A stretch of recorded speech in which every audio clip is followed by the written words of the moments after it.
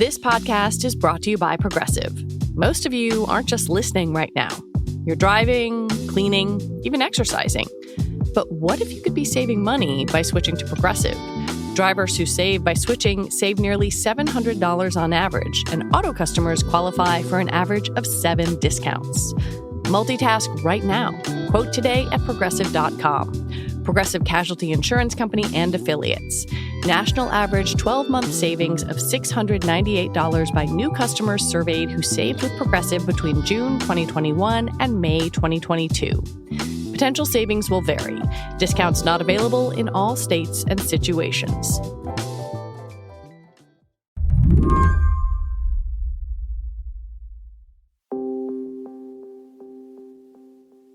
Catherine Lindsay wasn't thinking about death.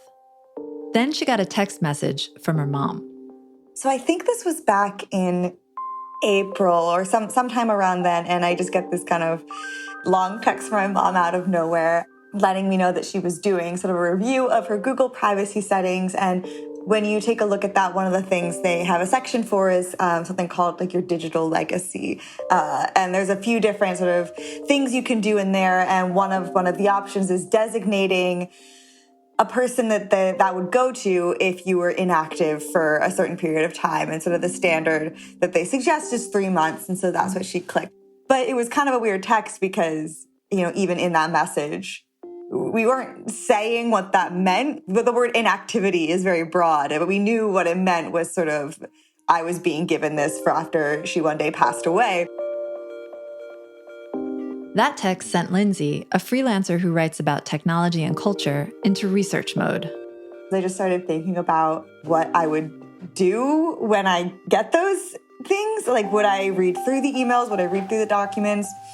Is there anything I would see that I wouldn't like or that would be surprising? Do I delete it all? Is that rude? I don't know. It's just, I don't know. I still, after all this, don't know what I would do with it. But I was thinking about how with each year, the people who are passing away are people who have spent more time online and so have larger digital footprints. And so this is something that it likely had already started and is only just going to get more complicated. I was just doing a lot of thinking about what that would mean, what kind of inheriting someone's digital footprint would entail, and, you know, how there's not really any guidelines for what to do with it. Human lives now linger on in digital space, and that raises a lot of questions. Do you take comfort in what's left behind? Or, as Lindsay writes in a recent piece for The Atlantic, do you shut it all down and accept a second death? So today on the show, how to grieve a digital ghost and what tech companies should do about all this. I'm Emily Peck, filling in for Lizzie O'Leary, and you're listening to What Next TBD, a show about tech, power, and how the future will be determined. Stick around.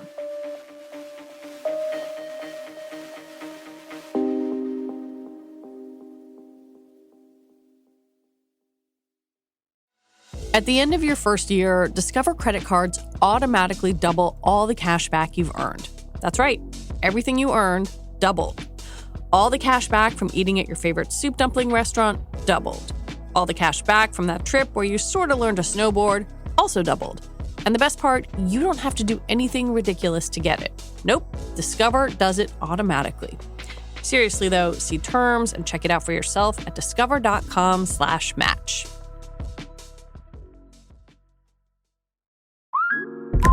Between the kids being home and hosting, everything in our house gets used up in summer. With Instacart, I can save money by stocking up on all my favorite summer brands. I save time by getting everything delivered in as fast as an hour. And I save myself a sink full of dirty dishes by stocking up on paper plates for the annual summer cookout. Save more on summer essentials? Spend more time enjoying summer. Add summer to cart. Download the app to get free delivery on your first 3 orders. Offer valid for a limited time. Minimum $10 per order. Additional terms apply. Plenty of people write up wills to manage what happens to their money or their houses or other physical assets when they die. Far fewer people are thinking about their digital things, email, social media accounts, texts. Maybe because it's hard to feel like we really own anything that's online these days, or maybe it's just hard to see the value in some of this stuff. You definitely want to make sure your house falls into good hands when you die, but are you thinking the same way about your Facebook DMs from college? In her reporting, Kate found that by the time people are thinking about the pieces of themselves that are scattered online, it can be close to impossible to deal with. I think it's hard to be aware of just how large our digital footprints are, especially, people sort of in the millennial and Gen Z onward who really grew up entirely online. This can include, obviously, every single social media account, but also Spotify accounts, streaming services, bank accounts, things like that. That's already part of the process. But there are these little smaller ways that, even things as simple as some of the people I spoke to for this piece, getting like an Uber Eats notification or something from this person's phone or in their email. There are just so many ways that not only have we made accounts in these places, but a lot of digital spaces have access to our emails and our attempt to contact us, and they'll keep attempting to contact you because you exist as kind of like a little digital item. And even if you are taking stock of your digital footprint before you pass, the sheer scale of what's on the internet can be daunting. It's nearly impossible to fully anticipate all the ways someone has appeared online that could kind of come back around when someone's not actually there tending to them. Like even little things, like someone I spoke to had like sort of a early WordPress blog that they've since lost the password to. There's so many digital pieces of our digital footprint that we've just kind of abandoned that now just float out there. It doesn't feel like something we need to think about when we're alive. But then I think the moment someone passes away, it suddenly feels a little bit weird to know that there are parts of them out there that no one can really access. It's harder to get closure. Yeah, it seems like a person dies, but you're kind of hinting at this, they're still alive in the digital sphere. And then the choice that a lot of the people you spoke to face is like, do you keep them alive in the digital sphere or do you find closure in the digital space? Like you described one person who was still getting texts. Her mother maybe had died and people were still texting her mother and she had her phone. People were still talking to her. That's someone named Marie whose mother passed away last fall from cancer. And so in sort of her mother's case, her mother was very proactive. And one of the things that, because her mother kind of knew her cancer diagnosis was headed in this direction. And so Marie had access to her mother's phone. And it was through the phone that Marie was able to access all other accounts because her mother was already logged in.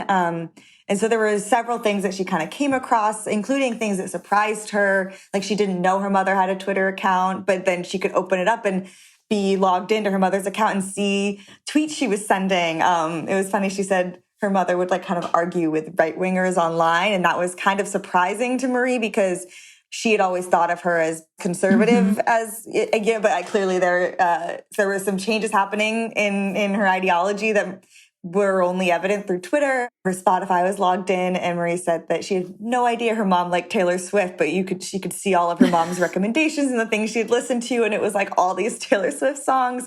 But yeah, the texting is interesting because, this is something I've always seen, especially like growing up on Facebook. Like if someone passes away, you want to send a message to the person, and there's always this, like, maybe they'll see it. Maybe somehow they'll know. And so, you send these messages. So Marie will get these texts that are meant for her mom from people being like, I miss you, just thinking about you. And I think it's very weird for Marie. Marie sees it. And she obviously doesn't do anything with them. But whenever she opens up the phone, she'll usually get a couple. And I mean, I'm sure it's sad, but it was also it's sweet to know, to be aware of that her mother is like in people's thoughts and to know that in this very tangible way because she's literally receiving those thoughts. So you mentioned email, you mentioned Twitter. Is it easy for people to access these things when their loved one dies? Pretty much every platform has a different setup for something like this. And so for Google, you could do what my mom did and go in and designate a person to receive it. If you don't do that and you've passed away, whoever is sort of the executor of your will or your estate can go ahead and request. Google won't let them in, but you can request to be given all the data. So like all the emails or things from Google Drive, but you have to do things like provide a death certificate. you're at the whim of this tech company, whether or not they kind of determine that they can give you this information. For platforms like Facebook and Instagram, they have a feature that's called memorializing someone's account, and it's a bit of a similar process. You would go and let Facebook, Instagram, Meta know that this person's passed away, and they'll kind of revert their account to a state where new things can't be added, it can't be logged into. And it will say, like on Facebook, it'll change it from a person's name to like remembering this person. Right. I do also believe Facebook, at least, has gotten a little bit ahead similar to Google, where you can designate sort of a legacy person to log in. If you don't do those things, it comes back to the problem we were speaking about earlier, where there's just like, you would need to think of every single place and just remember to go in and make those arrangements, which I think could be hard. And so there's many cases where those are left unattended. Beyond the platforms, states are also starting to grapple with how to help people access their deceased loved ones' assets online. The revised Uniform Fiduciary Access to Digital Assets Act, yes, it's a mouthful, is a framework developed to help people handle all of this. 45 states have enacted some version of it, but it's not a perfect solution. Not every state has adopted it. The states that have adopted it adopt different versions of it, but it's basically a protocol that estate lawyers will fall back on if someone hasn't arranged any of these sort of steps for their digital assets. But like I said, different in every state. It's very complicated. When you're not the person, a lot of places have different terms of service. Like Yahoo, for instance, someone I spoke to was trying to get access to her mom's Yahoo account, and Yahoo, in their terms of service, is like, you sign saying that no one other than you can access the account. And so if a loved one is trying to get into the account or get data, they really, like, Yahoo forbids it. That you can send what appears to be like a written piece of mail to request data, but they will not let you in. And so the thing that when I spoke to estate lawyers, what they recommended is just very basic, is just for someone to literally like write down or put in a spreadsheet just every account they can think of, all the passwords, and sort of keep a living document of like any requests or preferences that they have with those things, because anything that's not covered will get sort of punted to this weird kind of legal limbo that's very complicated to work out. And so anything that anyone can do to get ahead of it is ideal, even though one of the lawyers I spoke to said technically in most cases it is illegal to access a password protected account of someone who isn't you. But it's one of those things that she's like, we just assume no one's going to arrest anyone for it, and they should do it anyways. And so it's like, that's the best case scenario, but it is one of those things that, like, if it's complicated now when a majority of the people passing away kind of just have email and Facebook accounts, I don't know what it will be like when we start getting Bitcoin and TikTok accounts and all these other ways that now our digital footprints are much, much bigger. Right. And they're not, like, Facebook has really kind of figured this out, I think, more than some other platforms, but I don't think TikTok has any protocol yet. Not that I've seen, but like creators who pass away, like on YouTube and things like that, they just continue existing in this weird preserved way through their videos, and those spaces transform from pages that they're in charge of to kind of memorial sites where people leave comments. But it's so out of anyone's control that I think it could just feel very uncomfortable. When we come back, who actually owns your Facebook account? You or Meta?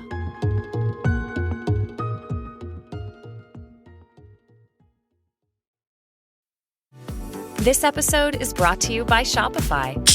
That's the sound of switching your business to Shopify, the global commerce platform that supercharges your selling. Harness the best converting checkout and same intuitive features, trusted apps, and powerful analytics used by the world's leading brands. Stop leaving sales on the table. Discover why millions trust Shopify to build, grow, and run their business. Sign up today for your $1 per month trial period at shopify.com/tech23. Hi, you guys. Are you thinking about the same things I am? Like, are you trying to figure out the right way to make fun of Casey DeSantis? Are you similarly concerned about this scourge of bad men from Toronto? Tory Lanez, Tristan Thompson, and Drake, of course, Drake. Are you also worried about the erosion of abortion rights, the restrictions put on gender-affirming care, and what it means if Kyle Richards is actually a lesbian? Great. Me too. Now we can do this together. I'm Sachi Cole. You might know me from the podcast Scamfluencers, or my work at BuzzFeed, or This American Life, or Netflix. But I'm in your eardrums right now to tell you that I'm hosting The Waves from Slate Podcasts for the next few weeks. Every episode, I'll be joined by a new guest to unpack the latest terrors in gender, feminism, and the pursuit of an even marginally better world. Tune into The Waves wherever you get your podcasts. I'll be there all August. We like to think that we own our presence online, that our accounts are our property, and thereby an extension of us. But in reality, our digital assets often live in a gray area of ownership. And that's what I find so weird about this thing. Like, I know all these platforms have put these sort of protocols in place in an attempt to be helpful, but there's something I find so bizarre about when someone passes away, the loved one, the family member who's like, I'd like access to these things. The fate of that data is in the hands of a tech company, not the loved one. I find that so bizarre that, you know, like even Marie, who I spoke to, her mom, on Facebook was one of those people who made her last name like something silly that wasn't really her last name. And when they were trying to memorialize the count, Facebook kept rejecting Marie's request because the name of the Facebook profile didn't match the death certificate. And they did eventually get it to go through by just trying over and over. But, you know, that's someone who's already grieving, and to kind of be told by a platform multiple times, ostensibly, no, we don't believe you, is re-traumatizing over and over again. It's kind of wild that in the first place, that's something that they don't just have control over the way they would with sort of any other physical items that their mother left behind. To turn to someone like Marie, like the grieving process for your mother or whoever has died, the grieving process for their digital self, is that different from like the grieving process of their analog self? Is there something to digital grieving that is different or needs to be handled differently? I think what's different about it is there's a sense of agency in it that I actually think, in my opinion, feels more agonizing. It's something that both Marie and Ashley Reese, who's another person I spoke to, brought up, was how these people still exist in their streaming service profiles. You know, when you open up Netflix and, you know, presuming maybe you're on a shared account, all the names are there, including the name of the person who has passed away. Or things like Ashley uses her late husband's AirPods. His name was Rob, and they still connect as Rob's AirPods. I think it's case to case. Like, does it make you feel better to kind of see these reminders of the person, or is it prolonging or acting as a reminder of something that is upsetting? The only alternative is to go and delete the profile or rename the AirPods, which does feel a little bit like choosing the death, because they do still kind of exist, and you're making the decision to make it so they don't on that platform. And I think especially, you know, presumably when someone passes away and it was completely out of your control, I can imagine there's a lot of like, well, why would this one thing that is in my control, keeping them alive in these ways, why would I choose to also eliminate that? To me, the grieving feels much harder because technically, like, you are in charge of how that person lives on, and there just isn't a right answer. And it just seems to be case by case. Like, I think Marie was saying she was ready to delete her mother's like Netflix profile, like she was ready to move on from it. Whereas Ashley, you know, with the Rob's AirPods, she says she's never going to change the name. They're always going to say Rob's AirPods. And so I think it's case by case with just what brings you comfort. But in terms of like getting closure and moving on, there are so many ways that these digital reminders can just keep popping up, and I think make that harder.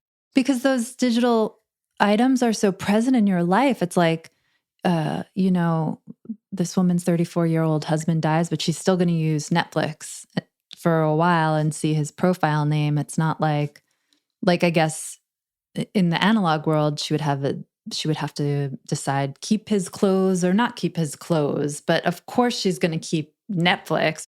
You mentioned Ashley Reese has her husband's text messages like pinned to the top of her iMessage, and that's like she opens iMessage every day, you know? It's just these things are so present in our lives, and it does seem like, yeah, you have to decide, do I want to keep the ghost going or not? And that does seem like a really hard decision to make. I felt so silly when I was having these conversations because I felt I could relate to them, but because earlier this year I lost my cat, or my cat passed away, and like my late cat is still my phone background, even though I have new cats now, and I'm like, what is weird? I haven't changed her picture because that feels like a betrayal to a cat, which is crazy. But these things hold like a lot of meaning, even if they seem a little bit silly. On top of this, the digital world changes fast. New platforms pop up and old ones can disappear. And when they disappear, so does the content posted there.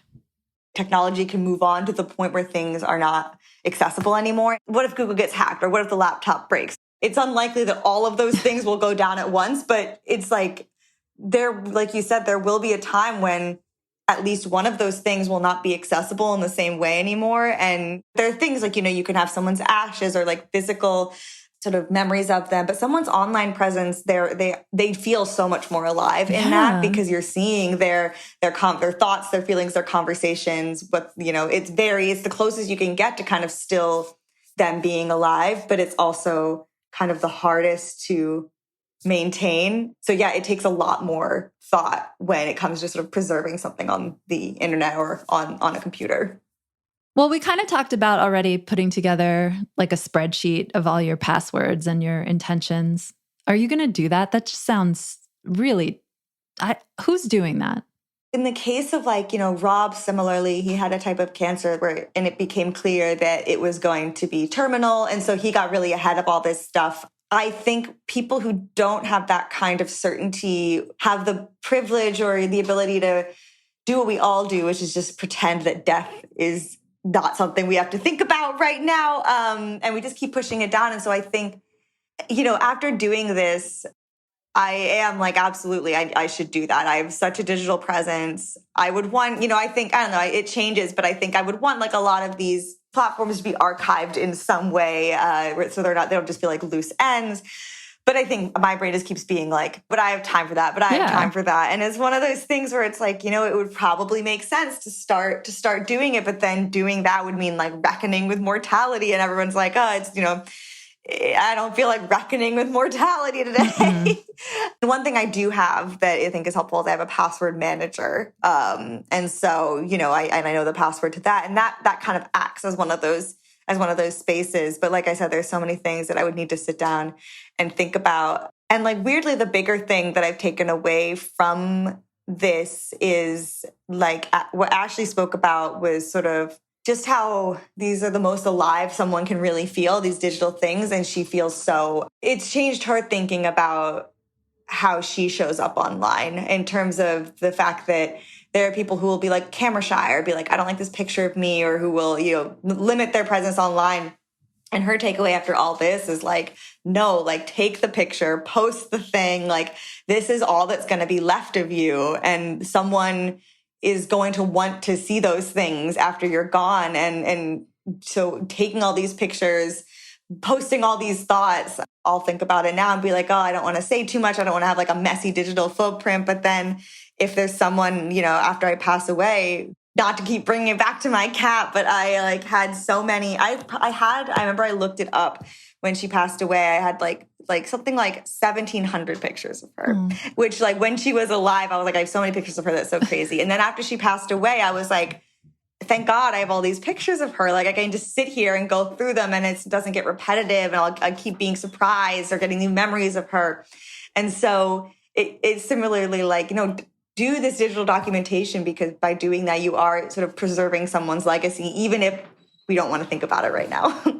I wanted to ask, actually, do you think the digital platforms, are they doing a good job here helping people grieve, or is there room for improvement? Is anyone doing anything about that?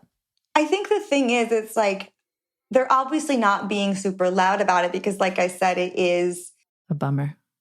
I think it would be important to get this information out in front of people, honestly, like maybe when they sign up, that they can start to designate these things, because otherwise they're just not going to want to think about it. Like that's the biggest change, I think. I mean, obviously pretty much everyone has signed up for all these things now, but it would be good to kind of make it so that it becomes at least something they have to like really consciously hit, like, I don't want to do this or something. Because I think the main problem is that you only really know that these features exist if you go looking for them.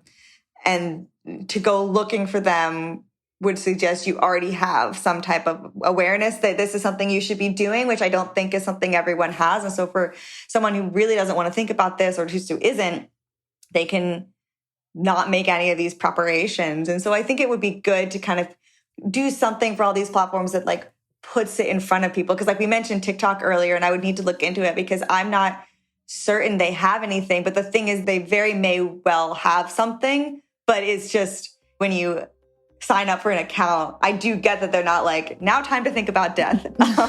But what will happen if I don't actively seek these things out, and people don't want to actively seek these things out?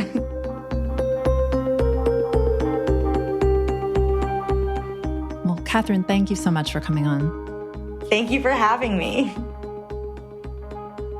Catherine Lindsay is a freelance writer covering technology and culture. She also writes the newsletter Embedded. And that's it for our show today. What Next TBD is produced by Evan Campbell and Patrick Forth. Our show is edited by Mia Armstrong Lopez. Alicia Montgomery is Vice President of Audio for Slate. TBD is part of the larger What Next family. TBD is also part of Future Tense, a partnership of Slate, Arizona State University, and New America. If you're a fan of the show, I have a request for you. Become a Slate Plus member. Just head on over to slate.com/whatnextplus to sign up. We'll be back next week with more episodes. I'm Emily Peck, filling in for Lizzie O'Leary, and you can catch me over at Slate Money. New episodes every Saturday. Thanks for listening.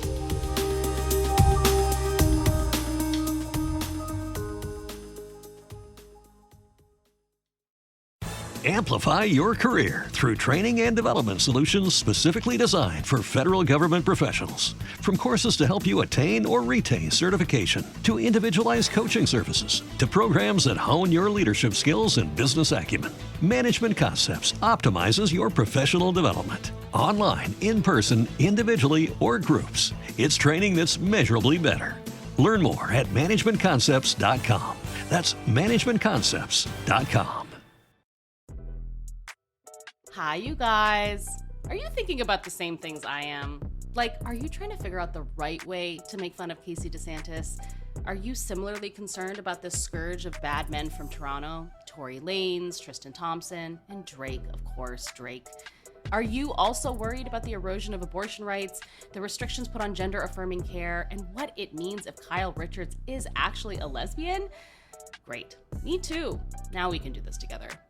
I'm Sachi Cole. You might know me from the podcast Scamfluencers, or my work at BuzzFeed, or This American Life, or Netflix.